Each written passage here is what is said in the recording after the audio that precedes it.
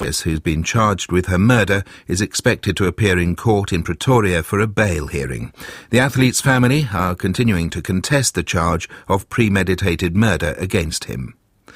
Workers at the Department for Education have voted to go on strike in a row over spending cuts and job losses. The Public and Commercial Services Union said around 1,000 jobs were under threat. BBC News.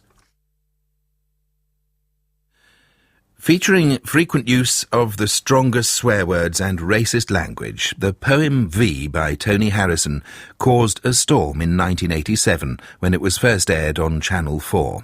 25 years later, Tony Harrison has made a new recording of the poem, complete with all the original language, which will be broadcast here on Radio 4 in half an hour's time. But to introduce the piece, the writer Blake Morrison looks at the background to the poem and how it came to be seen as such a controversial work.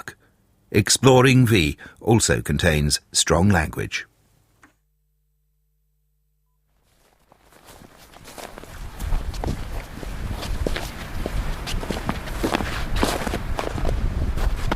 My parents' grave, the one that I write about in V.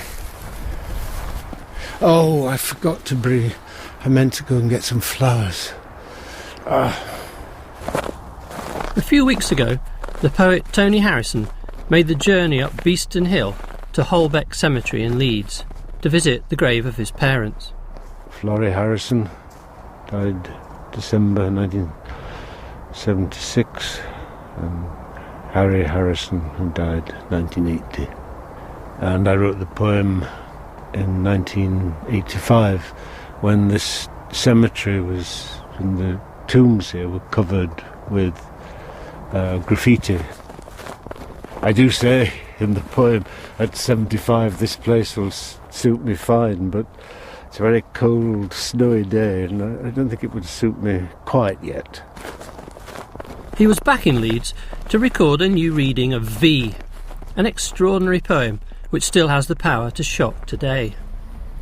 The poem's title, the letter V, stands not for victory but for verses, V-E-R-S-U-S, and perhaps also for verses, V-E-R-S-E-S. It's a poem about opposition, and there was plenty of that when the poem was due to be broadcast on British television on the newly launched Channel 4. The newspaper of which I was then literary editor, The Observer, described it as containing the most sexually explicit language ever heard on British television. The Mail called Harrison a potty-mouthed poet and talked of a cascade of expletives. Helpfully, The Sun counted them for its readers, 90 swear words in 35 minutes. I wrote at the time that viewers were right to be shocked, not because of the language, but because of the poem's unflinching examination of what is meant by a divided society. This graveyard on the brink of Beeston Hills, the place I may well rest, if there's a spot under the rose roots and the daffodils by which Dad dignified the family plot. Yes, I think I called him, some sort of bullshit, seeking to work out his frustrations. I think that's what I said at the time. There's Leeds versus the opponent of last week, this week or next, and a repertoire of blunt four-letter curses on the team or race that makes the sprayer vex. Leeds United were in the poem, Leeds United fans were in the poem. It just blew me away that something that I loved so much, that football stadium, could be in a poem, could be in poetry. These V's are all the versuses of life. From Leeds versus Derby, black, white, and, as I've known to my cost, man versus wife. I think it's an important poem for the kind of furore that it created at the time. I feel it's been neglected, actually. Communist v fascist, left v right, class versus class, as bitter as before. The unending violence of us and them, personified in 1984 by Colboard McGregor and the NUM. He's talking about the end of the North. He's talking about the end of religious piety. He's talking about chronic unemployment of youths who'd been brought up, as one of them says, to be some man with a trade. But why inscribe these graves with cunt and shit? Why choose neglected tombstones to disfigure? This pitman's of last century, daubed packy git.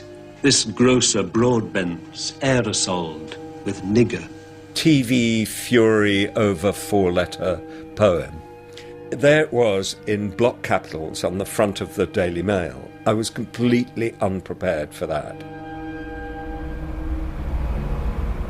On one side, Oberon Waugh and Bernard Levin, Joan Bakewell and Harold Pinter defended Harrison. On the other, spurred on by Mary Whitehouse, a group of MPs presented an early day motion to Parliament to try to stop the broadcast. It was the language they were objecting to, but the political content was part of the problem too.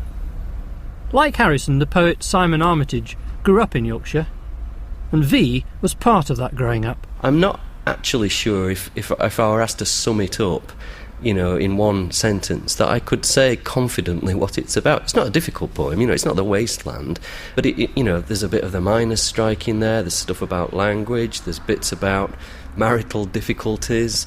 Maybe there's something in the end about just disappointment, the disappointment of the human project. What is it, Tony? Is it V for victory or V for versus? Both. But verses originally, because it's also a pun on verses. Yeah.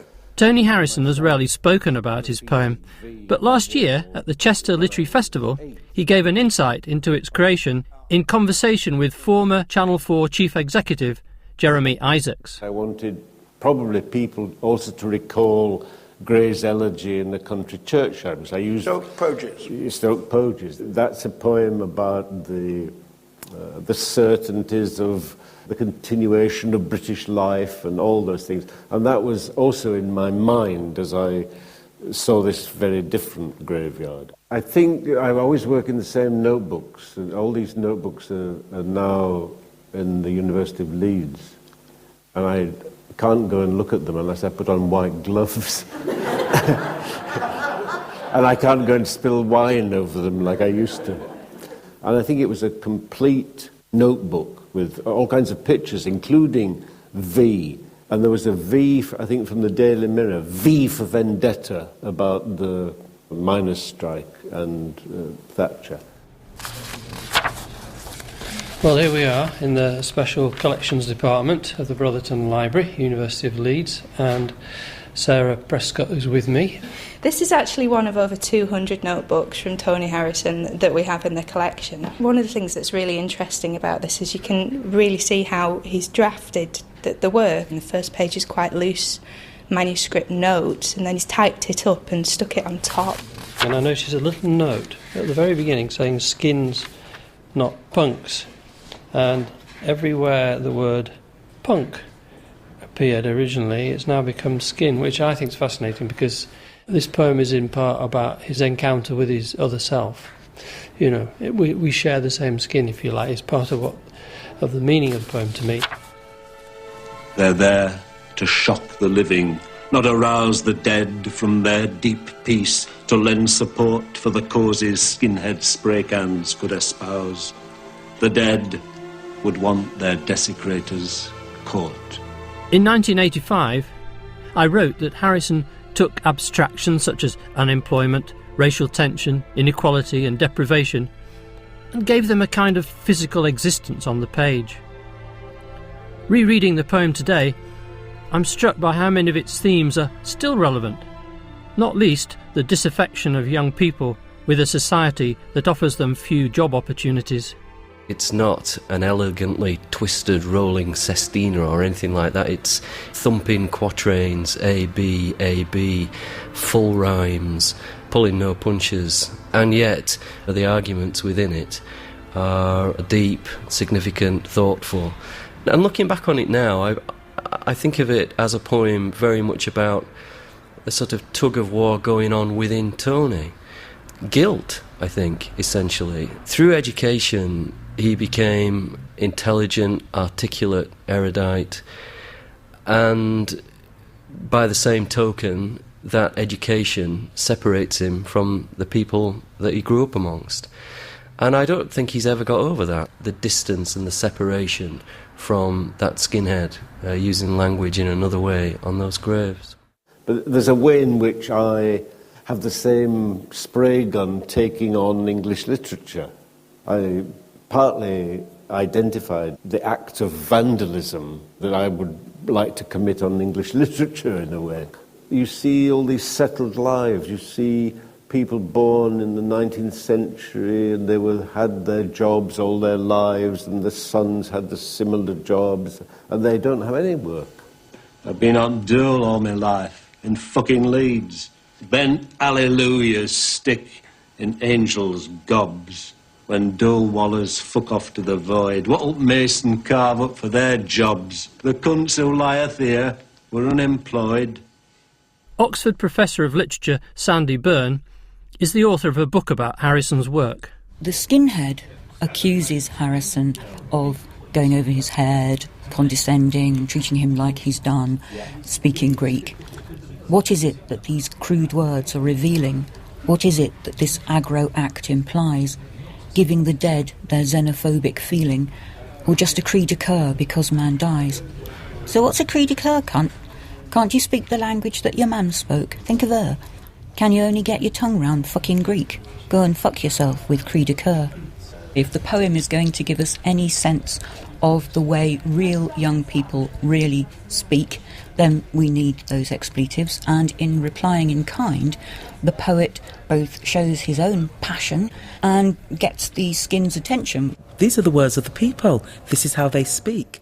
The poet Khadija Ibrahim, who runs writing workshops for young people in Leeds, didn't come across V till very recently. But when she did, she found the demotic language a liberation. We promote the truth. So if you're coming from a place where you need to express those truths, then express them. So you would encourage your young writers to feel liberated by that poem, to use whatever language they speak. You'd say, even if it includes obscenities, go on, use it, that's your voice. Definitely. If he didn't use those words, he would be dishonest. He wouldn't know about the beastin environment. That's just one environment. He could take that poem to Seacroft. You could take that poem to Gipton. You could take that poem to Armley and Bramley. It'd still be the same language. It's the language of the people.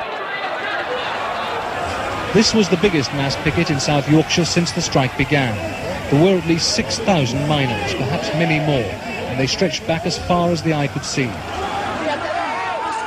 The dramatic backdrop to V is provided by the miners' strike, a dispute that changed many people's lives and livelihoods forever, especially in the north of England.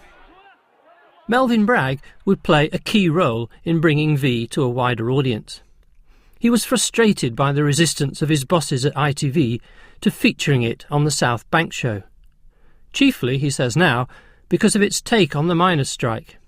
Instead, he masterminded an approach to Channel 4.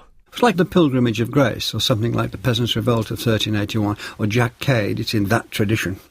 Uprising of people who thought to be but not inarticulate, thought to be but not dispensable, with just a roar of rage. He's also taking on the way that language, a civilised interchange, was again breaking down into demotic swearing, language that very rarely appeared in poetry and very rarely appeared in public, and he brings it right into the centre of the poem. By early 1987, V, published first in the London Review of Books and then by the poetry press Blood Axe, had sold a few thousand copies, a decent figure by most poets' standards. But it was about to become far better known by being turned into a film directed by Richard Eyre. Channel 4 agreed to show it, but then the press got wind of it and all hell broke loose. I was staggered by the savagery, the viciousness, the indignation, what seemed to me to be synthetically engendered fury about a poem whose intentions, if you actually read the poem, are so manifestly decent and worthwhile and so much to do with the essence of what makes people human. I think it was simply the language, those four-letter words, and it seems so ludicrous what people were saying. You would think that the Antichrist had been unleashed upon society. It was a kind of Chinese whispers that they'd been told there was this, screed of filth and accretion of obscenities that was going to be broadcast. I think that most of the critics of the poem actually hadn't read the poem as a whole, had read perhaps excerpts, perhaps a stanza or two. Well, it's 25 years ago. I can't remember. I don't think I'd read it all, to be perfectly candid. I mean, I'd read the offending bits. Gerald Howarth was Conservative MP for Cannock and Burntwood. I denounced it in pretty strong terms at the time, but I think it's important to refresh one's memory as to what the context was at the time. The nation was in the throes of a titanic battle between the forces of organised labour in the form of Arthur Scargill and the elected government of the day under Margaret Thatcher. I represented a coal mining constituency where my constituents were going to work. They had bags of urine thrown at them. It was a titanic battle. And at the same time, there was also a debate going on about standards in broadcasting. And along came this poem, littered with 17 references to the C word and endless F words. And I and others, and I was not alone in this, 121 members of Parliament signed my early day motion attacking the poem. But Melvyn Bragg actually did a noble and effective job of defending the film and essentially saying, well, if Channel 4 weren't going to show this film, then what was the point of Channel 4's existence?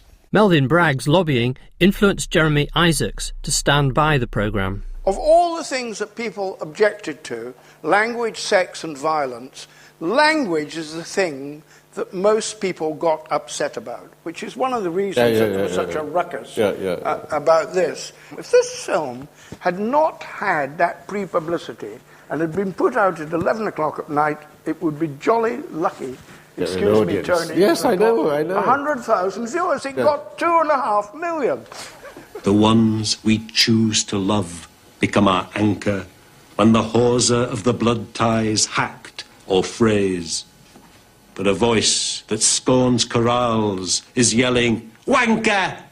It's the aerosoling skin I met today's. I think it was George Thompson, one of the broadcasters, chairman of the IBA, I think it was. They weren't intending to shock rubbish. That's what they were doing, and that's what made it, generated the publicity, and clearly my sense of shock and outrage helped to achieve the object against which I was railing. It never occurred to me. If I did television programmes in order to get on the front of a tabloid newspaper, I can't think of any programme I'd have made with that in mind. You just don't do that. I mean, the words that I'm not uttering now are words I've read in fine novels and in poetry. There they are. The idea of doing it in order to get a few headlines, I'm just going to have to say it really did not occur to me, and you're going to have to believe me or not, because it doesn't bother me whether you do or not. If I wanted to do it for... Look, I don't have to defend it. I don't know why I'm bothering. No, I did it because I thought it was a good poem. I was warned. My son-in-law, he rang me, he said, I think you better go get the papers. You better get the Daily Mail. I said, why? He said, well, there's something about a visa. I went to the newsagent and I flicked through. I wasn't going to buy a Daily Mail, so I flicked through to... I flicked through to see what it was, and I thought, I couldn't see anything, and I put it down again, and of course it's on the front page. Boom! But then my phone started ringing, so I pulled the phone out, and I have wooden shutters on my house. I closed them. But before I'd done that, somebody knocked on the door, and he was from the Telegraph. I said, have you read the poem? He said, no, I'm news, he said. We have a few different things about the film when it was broadcast, and one of the most interesting is the copy of the duty officer's report from Wednesday the 4th of November for Channel 4. It's notes made of all the different phone calls that were made about V. Yes, I see the first one here. Male caller furious about the four-letter words in this prog. Calm down when explained in context, and thanked Channel 4 for being patient and listening to him. Wonderful, and more programmes like it, please. Excellent, more please. Enjoyed it. Thank you for showing it. Brilliant. Bad language, didn't appreciate it. Very courageous and brave to broadcast. A pensioner in turban taps his stick along the pavement, past the corner shop, that sells samosas now, not beer on tick, to the Kashmir Muslim club that was the Quap. It was a film about the state of the nation, but it also held up a mirror to Leeds. At the time, Julie Bindle was living in Beeston, the area where the poem is set, and getting involved in local politics and feminism. As a young lesbian growing up there, living with a black girlfriend, we regularly had our windows put in. Our flat was regularly graffitied. In fact, in the end, we left the graffiti black bastard, lesbian, cunt for everybody to see because there was no point trying to remove it. I wasn't adverse to spray painting myself. I would, go into the city centre with feminist activist friends and colleagues, and we would spray paint our words of dissatisfaction at the government, let's say, or male violence. We understood that that's a way that disenfranchised people got themselves heard, but of course nobody would say that daubing a gravestone with words cunt, packy, nigger was anything other than horrific and destructive.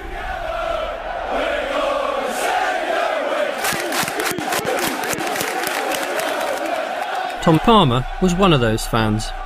He's since documented what it means to be a Leeds United fan. Just underneath the graveyard where the poem is set, you could stand up there on the hillside and you could watch the match from just underneath the graveyard where the poem is narrated from. And I knew lots of people who were vandals and liked wrecking stuff, and it was very us and them. This is called Tempest Road. I believe Tony Harrison lived about 200 yards down the road on the other side. Vivian Bate has lived in Beeston since 1940. See, when I was a little girl, you didn't even walk on graves. You didn't even step on a gravestone. You feared that God would strike you dead if you disrespected a grave. Tony Harrison must have been brought up in a similar sort of environment. If you see your area described really negatively, that affects you and it affects your community. Alison Garthwaite is another resident of Beeston. Her reaction to the poem and the language is more muted. I don't like the use of the C word particularly, constantly. I mean, it's the most intimate part of a woman's body. And to see that word scrawled around on gravestones and then reproduced in a poem, I don't think it makes it okay. And for a woman to read out the poem, I see it as, in a way, a form of ventriloquism. Police guard a house in the Beeston area of Leeds after 3 arrests in connection with the July 7th bombings in London 2 years ago. 2 of the 7/7 bombers came from the same area of South Leeds, Beeston, as Tony Harrison. In the wake of that bombing and the Beeston connection to it, efforts were made to address the divisions in the community. In a sense, they were the divisions that V had already touched on 20-odd years earlier. Well, here I am at Holbeck Cemetery. And in his poem, Tony Harrison writes, "Next millennium you'll have to search quite hard to find out where I'm buried." But in fact, here there's a big sign at the entrance. Point 10 is the Harrison family grave. So if Tony Harrison is buried there eventually, it won't be difficult to find. I'm here with Eve Tidswell, who is involved as a friend of the cemetery. In the year 2000 or so, a group of us got together to think about the graveyard, not because of its history, but there was a lot of antisocial behaviour going on. So it's sort of people policing, so we don't have the problems that we had. Another thing that he talks about in the poem is the fact that there was once a pit here, it was a worked out pit, and that a lot of the gravestones are higgledy-piggledy. That's still the case, isn't it? That's the case, yes, it is. I mean, some of these were put up in 1857, and people come along, they say, oh, it's vandals. It's not, it's the movement of the earth underneath. And Elland Road, because after all, the poem is partly about Leeds United. Just see, if you come here, look. Oh, yes, I can see. See the tops of the grandstands? Very near. Oh, very near. Yeah, just over the hill, really. Yes. Fans used to run up here, chased by the police horses. Used to be like living in the Wild West. Like and then they'd run through the graveyard, bit of spray graffiti, or even do it before they went. It's a bit bumpy here. I can immediately see the gravestone coming. He's imagining himself buried here. He says, near the grave of the haberdasher Appleyard. And then he says, find Byron, Wordsworth, or turn left between one grave marked Broadbent, one marked Richardson. We're there, aren't we? We've reached the spot. Any of us who found our parents' graves covered in graffiti would feel enraged, just as Tony Harrison did. But what's impressive about his poem is the way it moves beyond anger to understanding and empathy. The poem might be loosely based on Thomas Gray's elegy written in a country churchyard, but it's less an elegy than a drama, a clash between two opposed but overlapping voices. V is a verse about verses, all the different oppositions and antagonisms they are. Do you think those oppositions and polarities are still there today as much as they were then? Definitely, they're still there. People are so afraid to talk about it in case there's a race war or religious war that might start, but they're there. And because people don't talk about it, it harbours so much hatred sometimes, because hatred is based on ignorance. I agree with Khadija Ibrahim. It's still an important poem to perform, to listen to, and to broadcast. There are still people who would dispute the last rite. Indeed, some have denounced this radio station for its decision to broadcast V. On either side of the divide, people still have their opinions. Gerald Howarth and Melvin Bragg. I was concerned, and I remain concerned, at the way in which society is becoming more and more coarse. And I saw this poem at the time as being quite a marked step in the direction of making the use of these expletives more acceptable.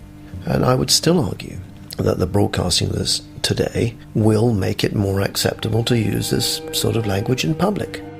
It's just very important that we in broadcasting take risks and try to hold up the mirror to the nature of our country. And sometimes it's a mirror that's like a mirror in a funfair, and there's a distorting mirror, but there you go. Provided we feel it's got integrity and purpose, we have to do it. There aren't many poems I can think of which are both intensely personal, about family and childhood and the idea of home, but which are also public and wide-ranging, examining the world we live in and documenting its tensions and oppositions. That's what makes Harrison's poem so special, and why it still stands up a quarter of a century later. It's a poem that speaks to us all, whatever our age or gender or ethnicity, and a poem that asks us to think again. For one person, it certainly had that effect, as I found in the archives of the University of Leeds. Yeah, now here's an interesting letter. It's headline Guilty Conscience. And it begins, if Tony Harrison ever reads this, I would like to apologise for the resistance and stubbornness of youth. I was one of the youths present that prompted him to write his poem. The details and the transcript are probably correct, but what he fails to realise is that we never meant any conflict to provoke the poem. But at that time, every vibe in the cemetery provoked a sense of negativity. We were young and realised the error of our ways when some students came into our local youth club in 1986, read out the poem which made us realise that these people that were buried had families that cared. Beneath your feet's a poet, then a pit. Poetry supporter, if you're here to find how poems can grow from, beat you to it. Shit. Find the beef, the beer, the bread, then look behind. The excerpts of V that you've heard in this programme have been taken from Channel 4's original broadcast in 1987. Tony Harrison has rarely performed the poem since, but a few weeks ago, at the age of 75, the age at which he prophesied he might well be joining his parents in the family grave, Tony Harrison went into a studio in Leeds and recorded the poem once more. V has lost none of its power. It also has frequent use of very strong language and racist abuse.